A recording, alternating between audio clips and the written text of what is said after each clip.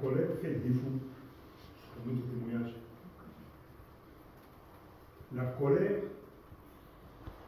quand on est dans un état de colère, dans notre esprit, on n'a plus la raison. On veut agir. Et donc le diable utilise ce filet pour nous déstabiliser et faire du mal à la famille, et faire du mal aux voisins. Voilà. Et beaucoup d'hommes de Dieu, des femmes de Dieu qui le servent, ça les échappe. Voilà. Et ça, il faut se mettre à genoux pour prier à Dieu, pour se débarrasser de la puissance de colère.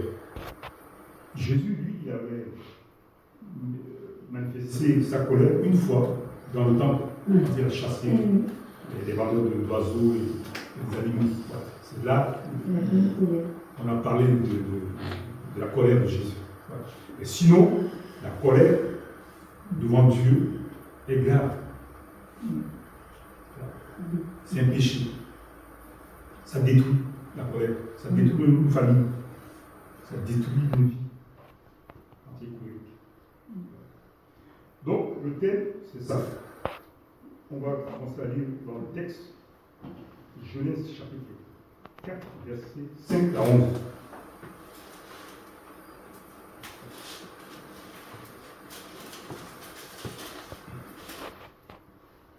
Genèse chapitre 4, versets 5 à 11, je vous lis. Mais il ne porta pas un regard favorable sur Caïn et sur son offrande. Caïn fut très irrité et son visage fut abattu. Et l'Éternel dit à Caïn, pourquoi es-tu irrité? Et pourquoi ton visage est-il abattu? Certainement, si tu agis bien, tu relèveras ton visage. Et si tu agis mal, le péché se couche à la porte et ses désirs se portent vers toi. Mais toi, domine sur lui. Cependant, Caïn adressa la parole à son frère Abel, mais comme il était dans les champs, Caïn se jeta sur son frère Abel et le tua. L'Éternel dit à Caïn, où est ton frère Abel? Il répondit, je ne sais pas. Suis-je le gardien de mon frère? Et Dieu dit, qu'as-tu fait? La voix du sang de ton frère crie de la terre jusqu'à moi. Et maintenant, tu seras maudit de la terre qui a ouvert sa bouche pour recevoir de ta main le sang de ton frère. Voilà. Et la question que Dieu a posée à Abel, à Caïn, pardon, où est ton frère? Peut-être c'est une porte ouverte. C'est une porte ouverte pour que Caïn puisse reconnaître son geste, son péché. Mais par contre là, dans son attitude toujours orgueilleuse, il dit, mais je ne suis pas le gardien de mon frère. Donc il a une réponse terrible à Dieu. Et on voit la suite et qu'il y a une malédiction qui est tombée sur lui. On continue le texte. Matthieu chapitre 5, verset 22.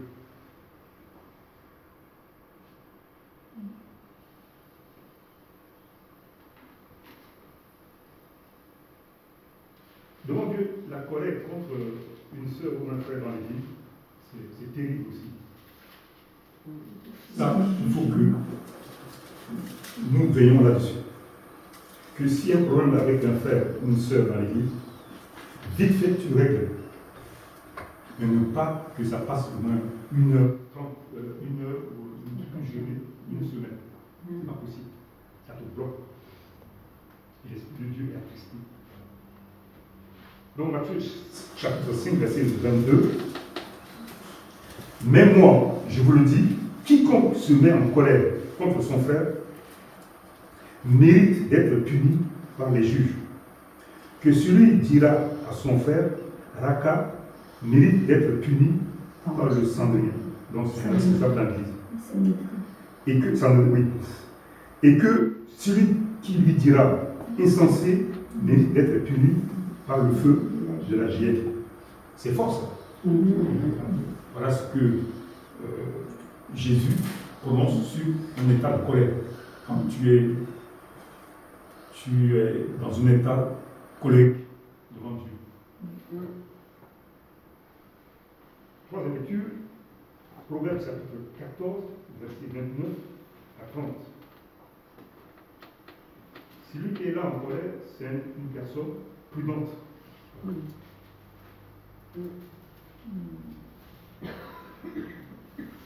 Celui qui est lent à la colère a une grande intelligence. Mais celui qui est prompt à s'emporter proclame sa folie. Et un cœur calme est la vie du corps, mais l'envie et la colonie de os. Jésus est mort pour nous sur la croix. Parce qu'il connaît nos faiblesses. Il connaît ce qui nous a amenés à la mort éternelle. Et Jésus est venu pour rectifier.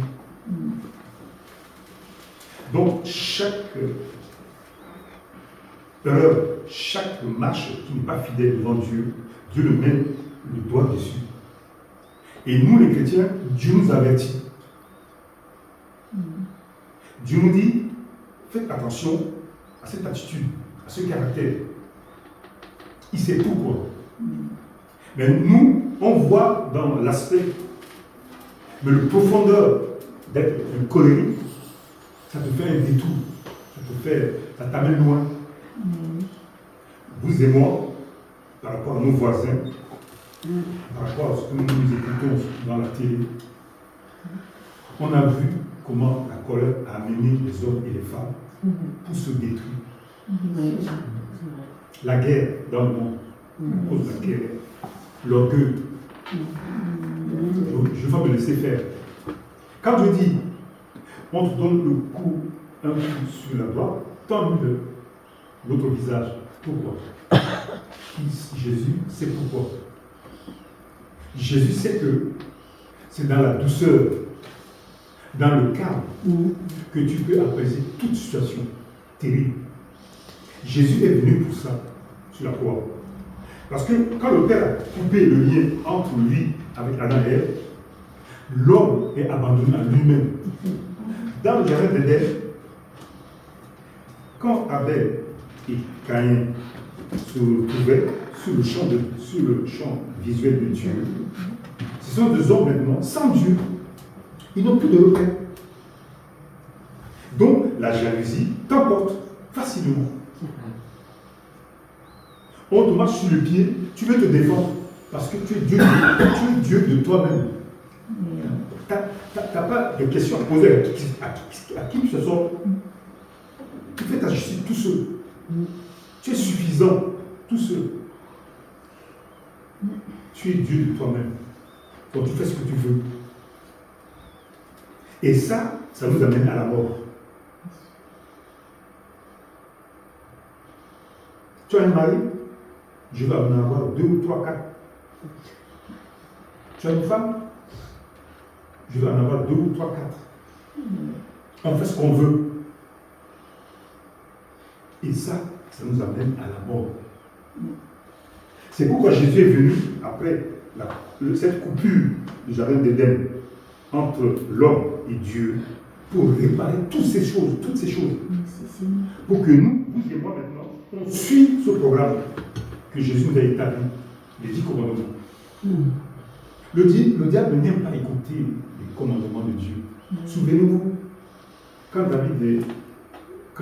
Moïse est monté sur la montagne pour recevoir les 10 commandements, en bas, le diable se déchaîne avec Aaron, Marie et les autres pour faire des idoles, pour crier une idole. Parce que le diable n'aime pas la parole de Dieu. Le diable n'aime pas que quelqu'un vit à la parole de Dieu. Ça le détruit. Ça ne donne pas la puissance pour agir sur la vie de la personne. Tu es sur la protection divine. Tu es sur la protection de l'Esprit de Dieu. Parce que quelqu'un qui garde la parole de Dieu au fond de lui, qui marche avec la parole de Dieu, l'Esprit de Dieu est sur lui. Comme le peuple a quitté l'Égypte pour la terre promise. Ceux qui ont ceux qui étaient obéissants à Dieu, l'Esprit de Dieu les conduisait. Il y a un danger, la nuit s'arrêtait. Et que si l'Esprit voit que de loin là-bas, il n'y a plus rien de danger, il commence à avancer. Et le peuple suivait. Vous et moi, dans ce monde actuel, ce monde de fous, suivons la parole de Dieu.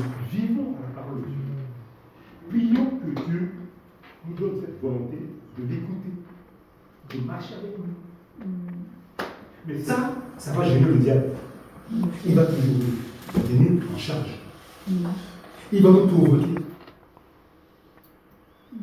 Il va nous mettre des choses, comme on dit en Afrique, nous mettre la peau de banane pour qu'on puisse tomber dans le piège. Et ça, les chrétiens, beaucoup de chrétiens, ne sont pas conscients de ces choses-là. Quand tu es en colère, tu souffres, tu ne dors pas la nuit, tu en veux à la personne. La colère vient de ce que l'œil a vu, le cœur, et tout change en toi. Tu n'es plus toi-même. Voilà ce que l'effet de la colère. Et parfois tu ne dis pas, mais c'est dans le cœur, dans la pensée. Tu souffres. Or, c'est un moyen que le diable utilise pour te lier, pour pas que tu chantes le louange à Dieu, pour que tu ne glorifies pas Dieu, pour que tu ne sois pas dans la main de Dieu, dans la paix de Dieu. Au moment parfois, quand je suis en paix avec Dieu, tu es tranquille, tu penses à autre chose, c'est à ce moment que le diable amène des problèmes sur ta vie, sur ta conscience. On dit que tu restes tranquille, là où tu es. Et demain, tu sais ce que tu dois faire. La facture, tu dois payer la facture. Tu oublies de payer la facture, sinon ils vont tout ramasser. Il te bousille tout dans une fraction de seconde. Le diable.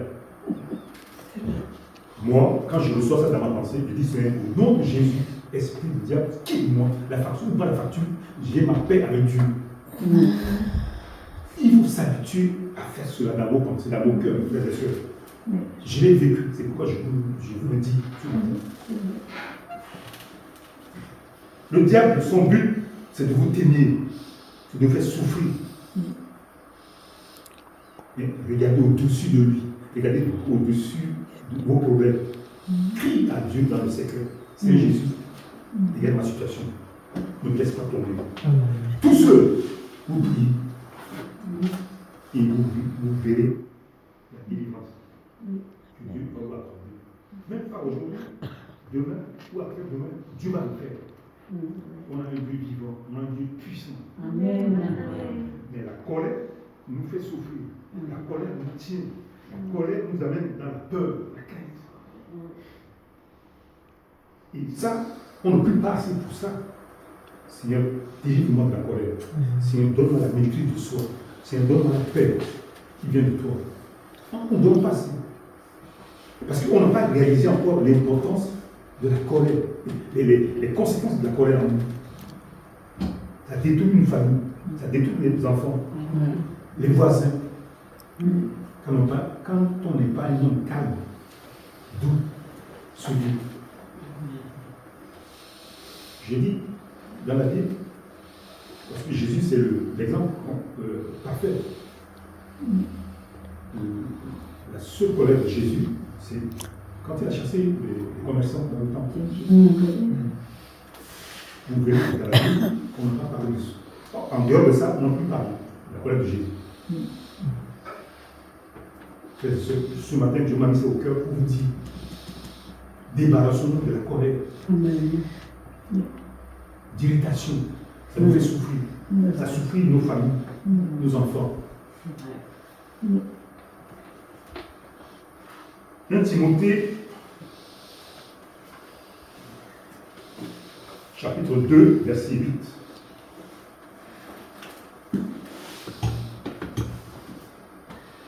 Je veux donc que les hommes prient en tout lieu, en élevant des mains pures, sans colère ni mauvaise pensée. Est-ce que parmi nous, il y a des prières qu'on a demander quelque chose, une guérison, une réponse à Dieu. Mais dans notre état de pensée de nos cœurs, est-ce que la colère n'est pas parfois l'effet de blocage?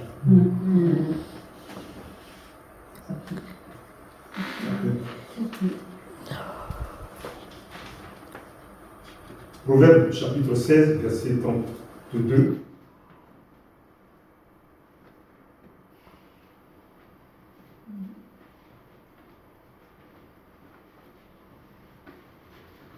Un chrétien doit être un outil, un instrument pur dans sa main. Et le Saint-Esprit fait le reste. Celui qui est lent à la colère vaut mieux qu'un héros. Et celui qui est maître du lui-même que celui qui prend des vies. Vous voyez l'importance que Dieu voit à travers celui qui est lent à la colère, celui qui se maîtrise, qui est silencieux dans la maison. C'est l'homme que Dieu honore, que Dieu bénit, qu'il est comme un exemple. Et un homme qui est lent de colère, qui est humble, Simple. Vous verrez que beaucoup de gens du quartier parlent là du bien de cet ordre. Même s'il est en colère et que sa colère, il ne dévole pas. Même s'il y en a qui pensent que il est faible.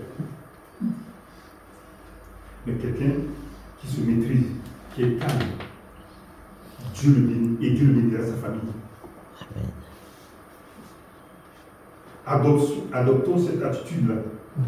C'est une attitude de chrétien, c'est une attitude de Christ en nous. Notre identité. On ne doit pas vite tomber dans le piège du diable quand il nous amène une mauvaise nouvelle, quand il nous met un piège pour nous déstabiliser, pour que nous sortons de notre blanc, perdons. Ayons la maîtrise de soi, la paix en nous-mêmes, et puis les autres, ça va réagir sur les autres, là où nous sommes. Et si demain on veut témoigner, ça tombe sur un cœur qui est bien disponible. Parce qu'il sait que cet homme ou cette femme a une attitude, il y a longtemps que je le suis, a une attitude de calme, de sérieux. Mais quelqu'un qui est colérique autour de lui, ses enfants, sa femme, sa famille, souffre. Et l'Esprit de Dieu ne peut pas aller vers lui. Un homme blanc en colère, doux et calme, Dieu l'utilise. Oui, parfois Dieu peut utiliser des hommes bouillants, dit la Bible. Mais il faut être maître de soi-même, soit au milieu, regarder ce que nous vivons, notre comportement devant Dieu, devant les autres. Soyons purs, frères et sœurs, dans ce domaine-là. C'est la colère gâche beaucoup de choses. Psaume 37, verset 29. Non, pardon. Psaume 37, verset 8 à 9. Laisse la colère, abandonne la fureur. Ne t'irrite pas, ce serait mal fait. Car les méchants seront retranchés, et ceux qui espèrent en l'Éternel posséderont le pays. Dieu peut nous éviter des pièges. Dieu peut nous protéger de la colère. Souvenez-vous de l'histoire de David. Quand David, avec ses troupes, allait pour se venger de l'homme que ses bergers lui ont dit que David a demandé des troupeaux pour la fête de Pâques et qu'on a refusé. Non, son nom m'échappe. Et que cet homme a dit, on ne peut pas donner notre troupeau à David, parce que David c'est un bandit.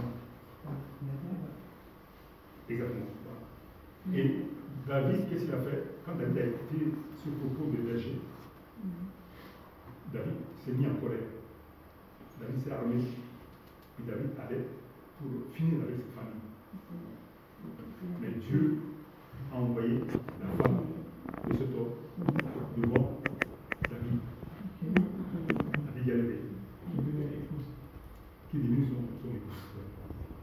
Dieu a évité David, dans sa colère, de ne pas pécher contre en donnant la mort à cet homme-là.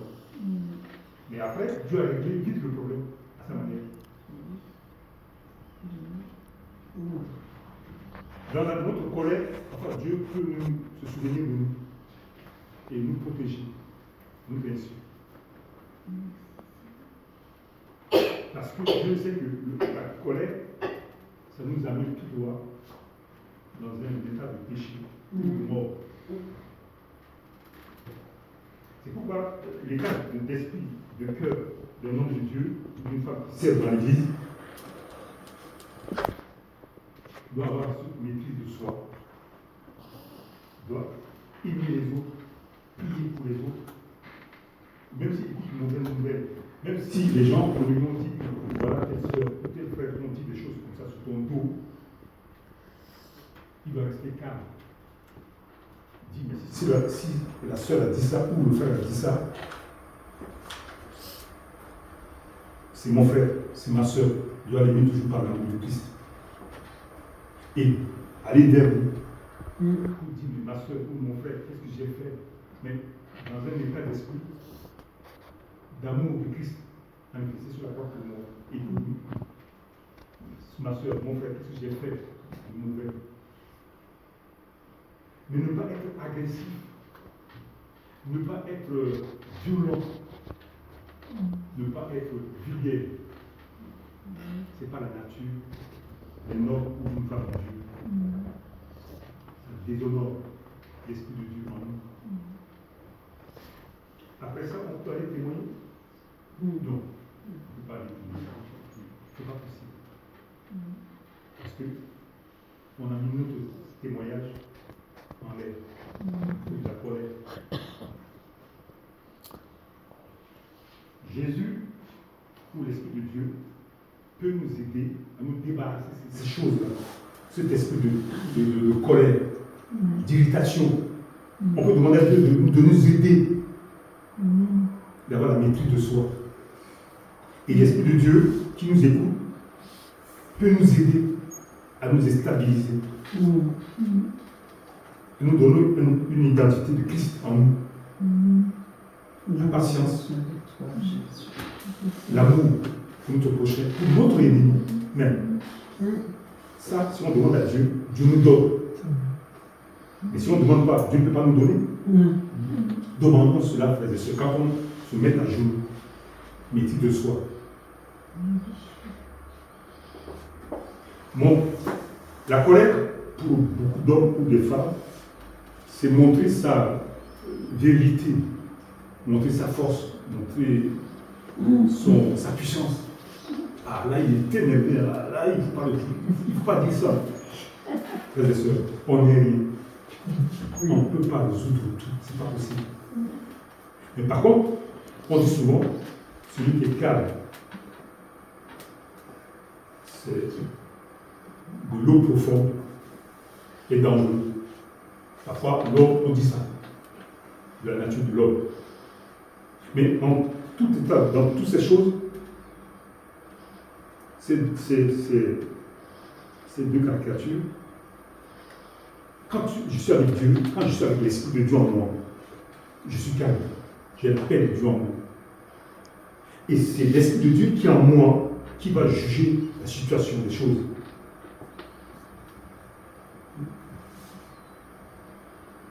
Quand l'Esprit de Dieu est en toi, moi, plusieurs fois, on m'a accusé.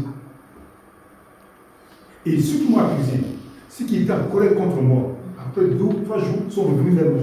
Mais les gens, je demande pardon. Je dis, mais qu'est-ce que j'ai fait? Et même, je ne sais même pas la situation. Donc la situation, le diable a fabriqué à sa manière. Et comme la personne a vu que ce n'est pas moi qui ai fait ça, il est revenu vers moi pour s'excuser. Et je dis, mais frère, je n'ai rien fait.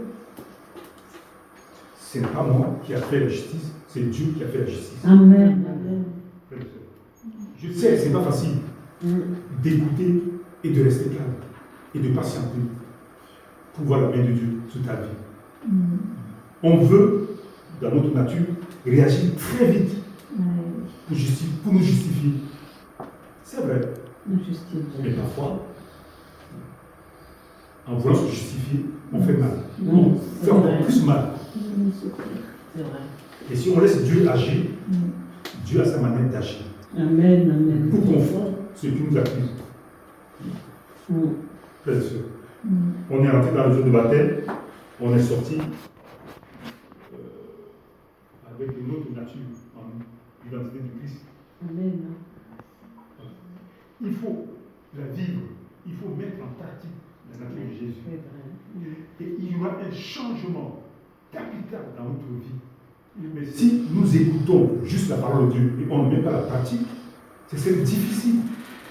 Il y aura des changements dans notre vie de chaque jour. Je faisais partie de ces gens-là. J'écoute la parole de Dieu. Quand je sors, je vis comme je vis la vie. Mais il y a un ancien qui m'a dit, genre, tant que tu ne mets pas en pratique la vie de Dieu, la parole de Dieu dans ta vie de chaque jour, c'est difficile que tu vois la puissance de Dieu en toi, que tu vois le changement des choses en toi, parce que tu n'as pas commencé à vivre l'identité de Christ en toi. Commence à le faire et tu verras la manifestation de la puissance du Saint-Esprit dans ta vie. À l'époque, j'étais encore très jeune. On m'a dit ça. Je vous ai dit plusieurs fois ici. Quand je jouais au foot, et quand on me marchait dessus, je dis non, je suis chrétien, je supporte. Une fois, deux fois, trois fois. Et quand tu vois que la personne qui te marche dessus, il tombe, il te regarde, il rigole. Mais la quatrième fois, je dis, Seigneur, c'est tout pour moi. Je me défends. Je donne le coup. Et après, tout d'un coup, l'Esprit du Dieu me dit, mais Jean, tu es chrétien, tu as une identité maintenant de Christ en toi. Et ça me fait mal. Parce que je ne voulais pas faire, je ne voulais pas me mettre en colère. Mais tellement qu'il m'a mis et il a poussé au bout, frères et sœurs, c'est pas facile. J'ai réagi.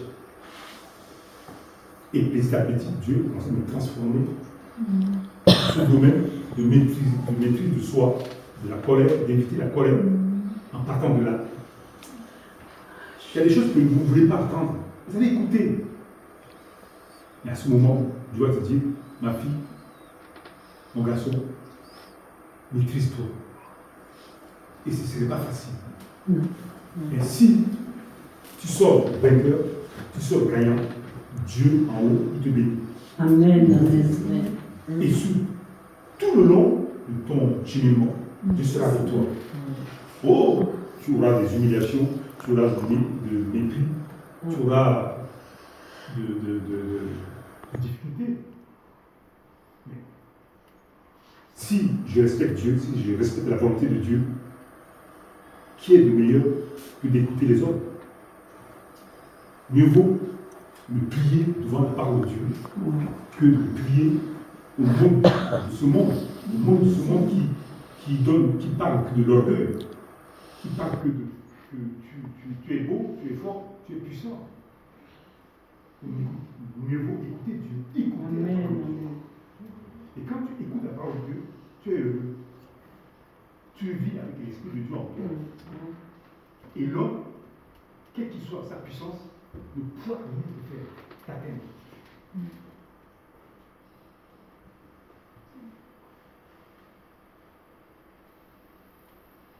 Proverbe 15, chapitre 1.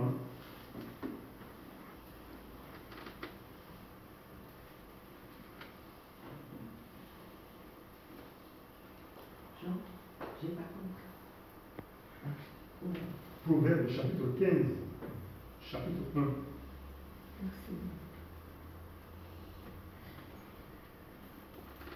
Une réponse douce calme la fureur, mais une parole dure excite la colère. C'est bien clair, tu n'as pas ajouté quoi que ce soit.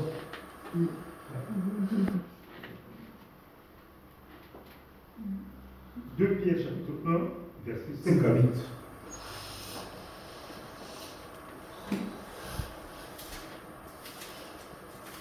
Continuons à prier et prier toute la semaine, tout le mois, toutes les années, que Dieu nous donne un esprit de maîtrise de soi.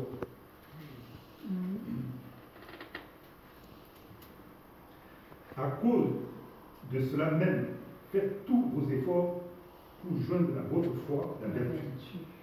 Et la vertu, la science et la température, la tempérance, pardon, et la tempérance, la patience, à la patience, la piété. À la piété, l'amour fraternel, à l'amour fraternel, la charité. Car si ces choses sont en vous et ils sont avec En abondance, elles ne vous laisseront point choisir, ni stériles par la connaissance de notre Seigneur Jésus-Christ. Amen. Donc, vivre avec Dieu, vivre avec l'identité Christ en moi, dans ma pensée, dans mon cœur, je suis un homme heureux et protégé par l'Esprit de Dieu. Avoir la tempérance, la maîtrise de soi, j'ai beaucoup prié pour ça. Et Dieu m'a accordé, frères et sœurs. Tout mon cœur, je vous dis ça. Et quand tu dis quelque chose de méchant, d'humiliation, c'est comme si on prend un seau d'eau, on verse sur quelqu'un, et ça, je le sens, et je fais mon chemin. Parce que demain, vous vous rendrez compte à votre Seigneur. sur cette terre, on n'est que de passage. Et deuxièmement, je vous disais tout à l'heure que en écoutant les radios, en écoutant les télés, en écoutant les voisins, beaucoup de femmes et des hommes ont perdu la vie, ont détruit leur foyer. C'est à cause de la colère. Ils n'ont pas laissé le temps à l'Esprit de Dieu d'agir.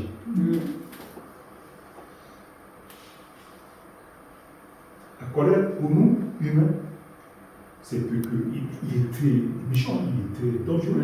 Méfie-toi, frères et sœurs. Ce n'est rien, tout ça. C'est éphémère. Ça te remportera quoi? Oh, Dieu te dit, la colère. C'est ce qui a amené Caïn en enfer. Fuis. Que Dieu nous bénisse. Amen.